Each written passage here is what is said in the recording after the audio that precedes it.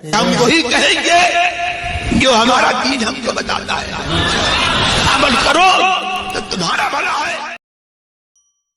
بسم اللہ الرحمن الرحیم۔ درود پاک پڑھنے اللہم صلی علی سیدنا شفیعنا نبینا مولانا محمد مبارک وسلم۔ صلاۃ و سلام علیک سیدی یا رسول اللہ صلی اللہ تعالی علیہ وسلم۔ بسم اللہ الرحمن الرحیم۔ نساؤکم حرث لکم فأتوا حرثکم انا شئتم وقدموا لانفسکم واتقوا اللہ واعلموا انکم ملاقوہ وبشر المؤمنین۔ تمہاری عورتیں تمہارے لیے کھیتیاں ہیں، فاتوا حرثکم انا شئتم، تو اپنی کھیتی میں جس طرح چاہو آؤ، وقدموا لانفسکم، اور اپنے بھلے کا کام پہلے کر لو، واتقوا اللہ واعلموا انکم ملاقوہ، اور جان رکھو اور اللہ تبارک و تعالی سے ڈرتے رہو اور جان رکھو کہ تمہیں اس سے ملنا ہے۔ وبشر المؤمنین، اور محبوب بشارت دو ایمان والوں کو۔ اسلام مذہب مہذب ہے۔ جس زمانے میں اور جس علاقے میں اسلام آیا عرب میں، وہاں تہذیب و ثقافت بڑی گندی تھی۔ باقاعدہ وہ اپنے سالانہ میلے میں عورتوں کے حوالے سے اشعار کہتے تھے اور فحش اور گندے اشعار کہتے تھے۔ یہ وہ چیزیں تھیں جو زمانے جاہلیت میں بالکل عام تھی اور اس میں کوئی شرم و عار محسوس نہیں کیا جاتا تھا۔ لیکن اسلام نے اپنے ماننے والے کو اس کی زندگی کے ہر شعبے میں رہنمائی کی۔ اب ظاہر سی بات ہے، اگر مسئلہ آدمی کو معلوم نہ ہو تو ایسی صورت میں وہ اسلام اور شریعت کے تمام احکام کے اوپر کما حق عمل نہیں کر پائے گا، اور اس کا نتیجہ یہی نکلے گا کہ وہ جان کر یا نہ جان کر وہ اللہ تبارک و تعالیٰ کی نافرمانی میں گر جائے گا۔ اس لیے اسلام نے ہمیں زندگی کے ہر شعبے میں رہنمائی کی۔ مسائل معلوم کرنا یا مسائل جاننا وہ کسی بھی قسم کے ہوں، اس میں کوئی شرم و عار نہیں ہونی چاہیے۔ حضرت ابو موسیٰ اشعری رضی اللہ تعالیٰ عنہ، ان سے ایک یہودی نے یا کسی شخص نے کہا تھا کہ تمہارے نبی تو تمہیں پیشاب پاخانہ کا طریقہ بتاتے ہیں۔ تو حضرت ابو موسیٰ اشعری رضی اللہ تعالیٰ عنہ نے ارشاد فرمایا، ہاں، ہمارا دین ہماری زندگی کے ہر شعبے میں کفایت کرتا ہے، زندگی کے ہر مسئلے کو بتاتا ہے۔ اب ظاہر سی بات ہے، یہ وہ گندگی ہے کہ خود آدمی اپنے پیشاب پاخانے سے نفرت کرتا ہے اور اس سے بچنے کی کوشش کرتا ہے۔ اگر اسلام نے اس کا صحیح اور پاکیزہ طریقہ بتا دیا تو اس میں کون سی عار کی بات ہے؟ علامہ نعیم الدین مراد آبادی علیہ رحمت و رضوان نے سے مناظرہ ہوا تھا ایک غیر مسلم کا، تو آریہ کوئی تھا، تو اس نے بھی یہ اعتراض حضرت علامہ نعیم الدین مراد آبادی علیہ رحمت و رضوان کے سامنے یہی بات کہی تھی۔ تو انہوں نے بڑا پیارا جواب دیا تھا اور کہا تھا کہ وہ دین ہی کیسا جو گندگی سے بچنے کا سلیقہ نہ بتا سکے۔ تو دین ہمارا جو ہے یہ صاف ہے، ستھرا ہے، پاک ہے، اس لیے یہ پاکی کا طریقہ بتاتا ہے۔ یہ آیت کریمہ بھی کچھ اسی قسم کی ہے۔ زمانے جاہلیت میں یہودی عرب سے کہا کرتے تھے کہ جو کوئی اپنی بیوی کے ساتھ جمع کرے لیکن وہ آگے سے نہ کرے، پیچھے سے کرے۔ پیچھے سے کرنے کا یہ مطلب وہ پیچھے کی طرف سے آئے لیکن وہ آگے کے مقام میں جمع کرے۔ اگر کوئی ایسا کرتا ہے تو ایسی صورت میں لڑکا یا لڑکی جو بھی اولاد ہوگی وہ بھینگی ہوگی، جسے احول کہتے ہیں عربی میں۔ تو عربوں کا بھی خیال یہی تھا۔ ایک مرتبہ ایک صحابی تھے، وہ صحابی آئے بارگاہ رسالت میں اور انہوں نے یہی مسئلہ رکھا، تو اللہ کے رسول صلی اللہ علیہ وسلم کے اوپر یہ آیت کریمہ نازل ہوئی اور اس مسئلے کو صاف اور شفاف کر کے امت محمدیہ کے سامنے رکھ دیا گیا۔ تو اللہ رب العزت نے فرمایا نساؤکم حرث لکم، تمہاری بیویاں تمہاری کھیتی ہیں۔ سب سے پہلی بات، اسلام نے یا قرآن پاک نے صرف 2 حرف میں، 2 لفظ میں یہ بتا دیا کہ زنا حرام ہے، اور کہا کہ نساؤکم حرث لکم، تمہاری بیویاں، نساء سے مراد بیویاں، تمہاری بیویاں تمہاری کھیتی ہے۔ اس لیے جو ہے اپنی کھیتی میں آؤ، غیر کی کھیتی میں مت جاؤ، مطلب زنا حرام ہے۔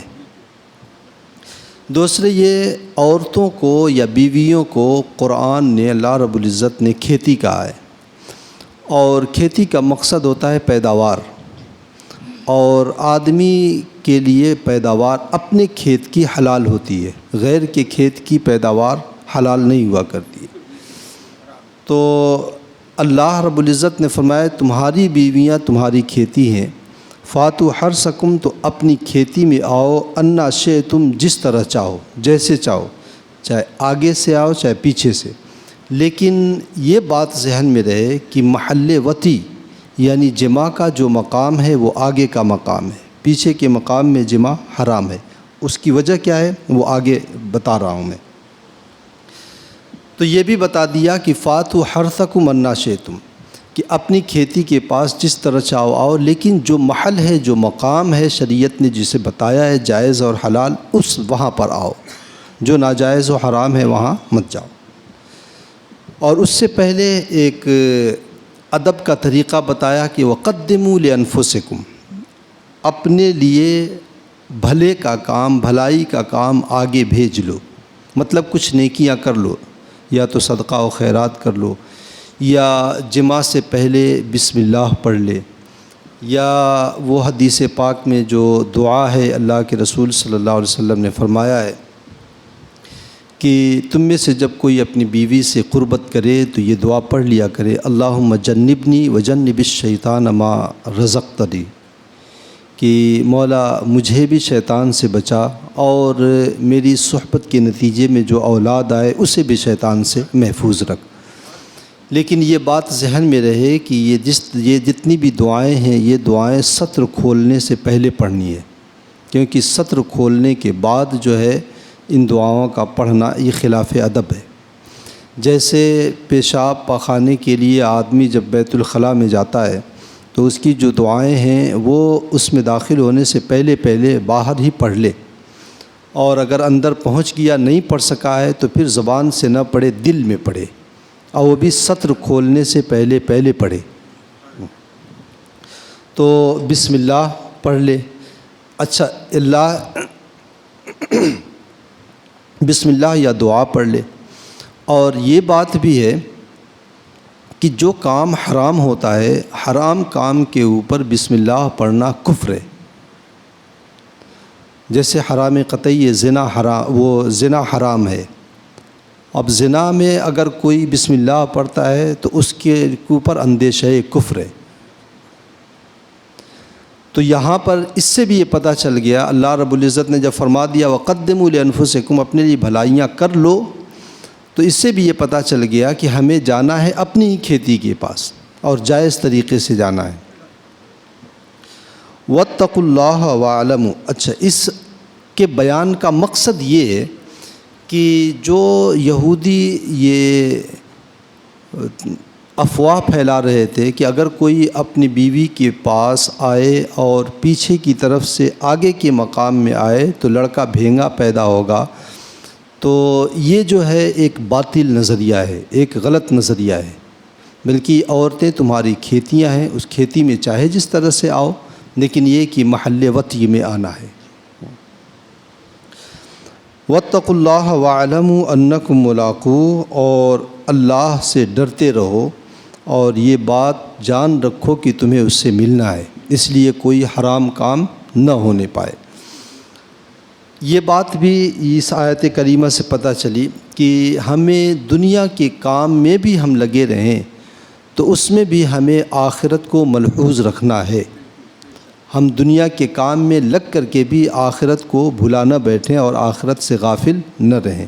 اسی طریقے سے جو ہے جو واعظ ہوں، جو نصیحت کرنے والے، انہیں بھی چاہیے کہ وہ دنیا کے بارے میں بھی اگر کسی کو کچھ نصیحت کریں تو اس میں آخرت کی یاد دلائیں، اور صرف جو ہے عورتوں سے صحبت جو ہے خواہش نفس کی تکمیل ہی مقصد نہ رہے، بلکہ مقصد اس میں رہے کہ اولاد اللہ تبارک و تعالی ہمیں عطا فرمائے گا۔ حضور صلی اللہ علیہ وسلم نے ارشاد فرمایا ہے کہ میدان محشر میں تمام جو صفیں بنیں گی، وہ تمام انبیاء کرام علیہم الصلاۃ والتسلیم کی جو صفیں بنیں گی وہ کل جو ہے 120 صف بنے گی،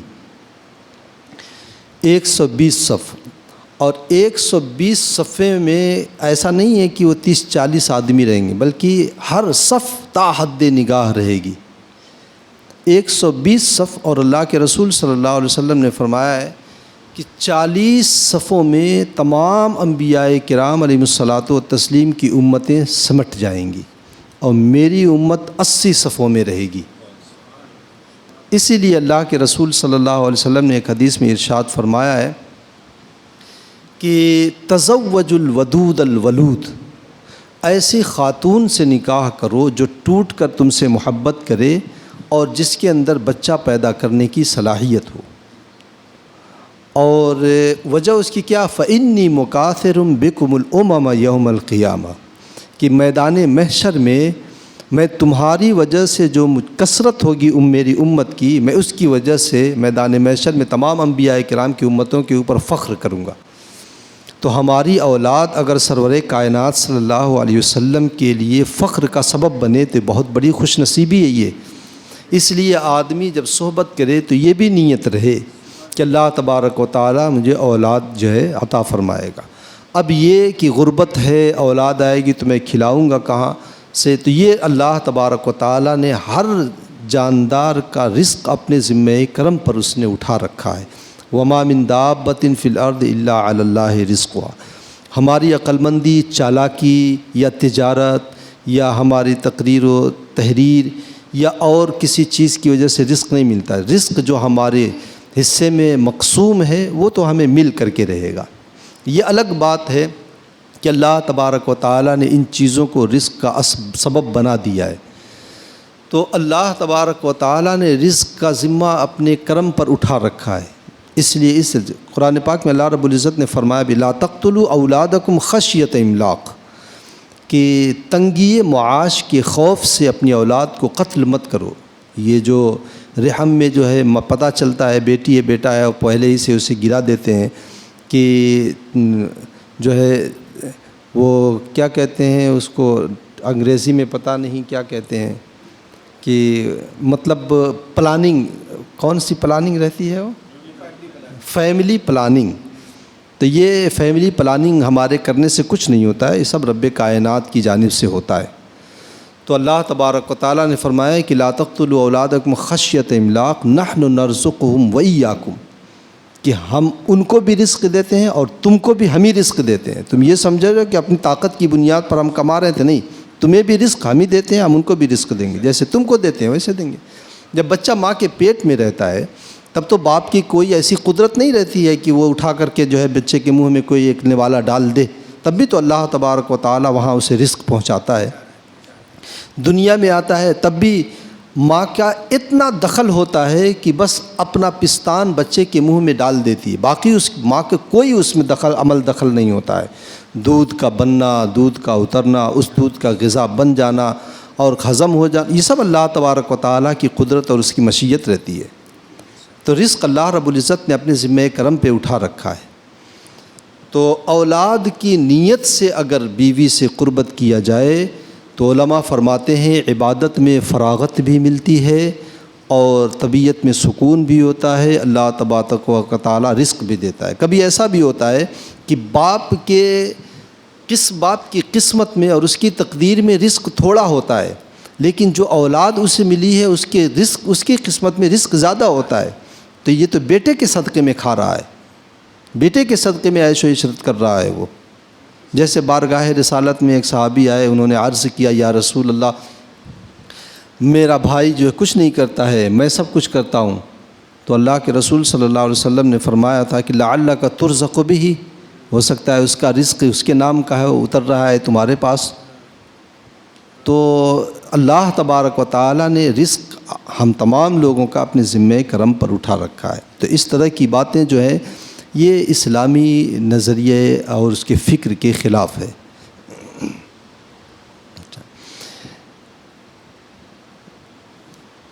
اس آیت کریمہ سے ایک مسئلہ یہ بھی سامنے آیا کہ عورت سے صحبت ہمیشہ آگے کے مقام میں ہی جائز ہے، پیچھے کے مقام میں حرام ہے، سخت حرام ہے۔ اس کی کئی وجہ ہے۔ ایک وجہ تو یہ کہ یہاں اللہ رب العزت نے فرمایا ہے کہ اپنی کھیتیوں کے پاس آؤ، اور کھیتی فرض ہے کیونکہ جو آگے کا مقام ہے وہی کھیتی ہے، کیونکہ نتیجہ وہیں سے جب آدمی وہیں پر آئے گا تبھی نتیجہ برآمد ہوگا، باقی اگر پیچھے کے مقام میں جائے گا تو کوئی نتیجہ برآمد نہیں ہوگا۔ تو کھیتی وہی ہے۔ دوسری بات یہ ہے کہ یہ مسئلہ حیض کے بعد بیان کیا گیا ہے، اس سے پہلے حیض کا مسئلہ گزرا تھا، تو اس میں حیض کا جب مسئلہ پوچھا گیا تھا تو اللہ رب العزت نے کیا فرمایا تھا کہ محبوب تم فرما دو قل هو اذن، اور ارشاد فرمایا یسألونک عن الحیض قل هو اذن فاعتزلوا النساء، کہ یہ گندگی ہے، یہ ناپاکی ہے، یہ نجاست ہے، فاعتزلوا النساء، ان ایام میں عورتوں سے دور رہو۔ عورتوں سے دور رہنے کا مطلب کہ صحبت نہ کرو۔ تو وہاں گندگی ہونے کی وجہ سے اللہ رب العزت نے عورتوں سے صحبت کرنے کو منع فرما دیا، تو اس سے بڑھ کر کے گندگی تو پیچھے کے مقام میں ہوتی ہے۔ تو جب اگر وہاں گندگی کی وجہ سے وطی حرام ہے تو یہاں بھی گندگی اس سے زیادہ پائی جاتی ہے، اس لیے یہ بھی حرام ہے۔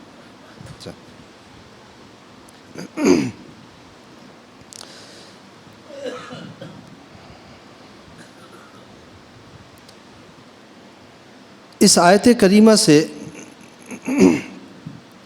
ایک مسئلہ یہ بھی معلوم ہوا کہ ہمارا دین جو مذہب اسلام ہے یہ بہت اعلیٰ دین ہے، کہ اس نے اس زمانے میں جب آبرو باختگی، بے حیائی، فحاشی بالکل عام تھی، اس میں کسی طرح کی کوئی شرم و حیا محسوس نہیں کی جاتی تھی، اس زمانے میں بھی اتنے نازک مسئلے کو، یہ بہت نازک مسئلہ ہے نا، آدمی ہر شخص اس پہ گفتگو کرنے میں جھجکتا ہے، یہ جو ہے اگرچہ مسئلہ ہے لیکن مسئلہ اس سلسلے میں علماء بھی جھجکتے ہیں بتاتے ہوئے، اس کی وجہ یہی ہے کہ حیا اس کے اندر ہوا کرتی ہے۔ لیکن اگر کوئی آدمی مسائل کے سے درکنار ویسے ہی اگر مذاق میں یا اور کسی طریقے سے بولتا رہے تو ایسی صورت میں تو وہ تو اور زیادہ بے حیائی ہو جائے گی۔ تو اس زمانے میں اس طرح کی بے حیائیاں عام تھی، لیکن پھر بھی مذہب اسلام کی کتاب قرآن مقدس نے کتنی خوش اسلوبی کے ساتھ اور کتنے مہذب انداز میں اس مسئلے کو بیان کر دیا۔ اس سے یہ بھی پتہ چلا کہ ہمیں اپنی گفتگو میں ہمیشہ شائستگی ہونی چاہیے اور الفاظ کو چن کر کے استعمال کرنا چاہیے تاکہ اس کی وجہ سے ہمارے ادب اور ہمارے حیا کے اوپر کوئی حرف نہ آنے پائے۔ اللہ تعالیٰ مجھے اور آپ کو اس پر عمل کی توفیق عطا فرمائے۔